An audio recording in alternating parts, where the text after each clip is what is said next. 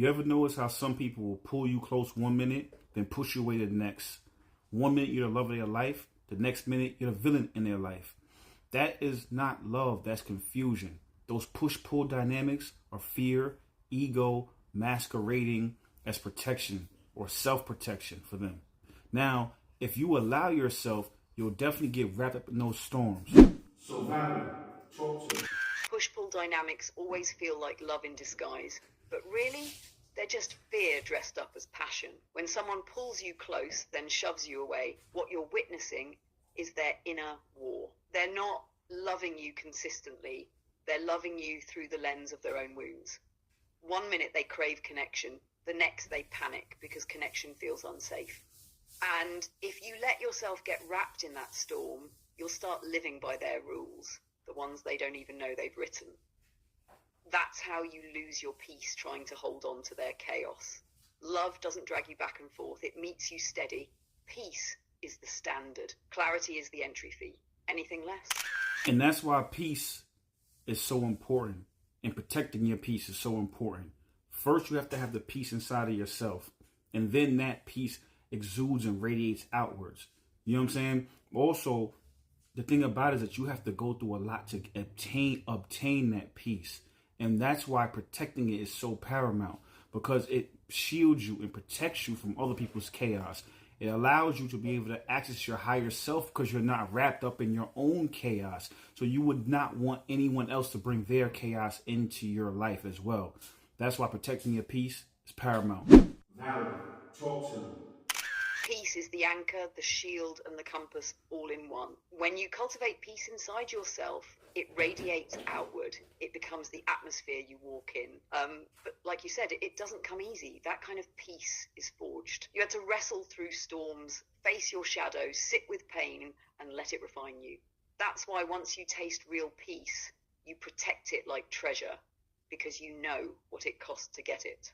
The mistake most people make is thinking peace is just quiet, but it's deeper than that. True peace is clarity, alignment, higher self-awareness. It's what lets you hear your intuition without the static. So when somebody tries to drag you back into chaos, protecting your peace isn't selfish, it's spiritual survival. Because when you lose your peace, you lose your access to your power. Also, empathy. Empathy is important because whatever you do most is what you do best. Whatever internal voice you have for yourself is the voice that you use externally when you're interacting with people. So peace was one. Two, empathy is the next thing. When you have empathy for yourself, that empathy radiates to others. You know, you can actually see what it is they're going through, know how hard it is, and also not take it personally when their internal chaos is expressed externally. And they bring that war onto your land. You know what I'm saying? That battle they're fighting inside, that war comes onto your land. You realize it's not that they don't like you. You don't take it personally. You understand because you've already mastered your chaos that you've already dealt with internally. And that therefore you can see it, identify it, not take it personally, and practice detachment. Detachment is also one of the most major things you need to do in dealing with certain people, because detachment allows you to maintain your sovereignty and maintain your peace. Valerie, talk to him. Empathy and detachment walk hand in hand. They're not opposites, they're allies. When you've practiced real empathy with yourself, when you've sat with your own storms, forgiven your own mistakes, and listened to your own pain, then you stop projecting judgment outward. You can finally look at someone else's chaos and see it for what it is, their inner war spilling onto your land. And like you said, that's the shift, because once you recognize that, you don't take it personally. Their anger isn't proof you failed them. Their distance isn't proof you're unworthy. It's just evidence of the battle they haven't won within themselves.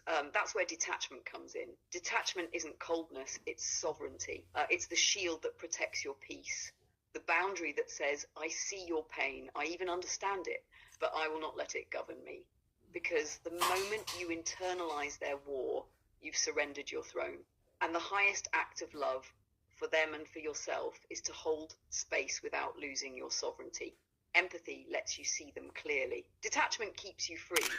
Yo, if you fuck with the flow that Valerie and I have, check us out on YouTube.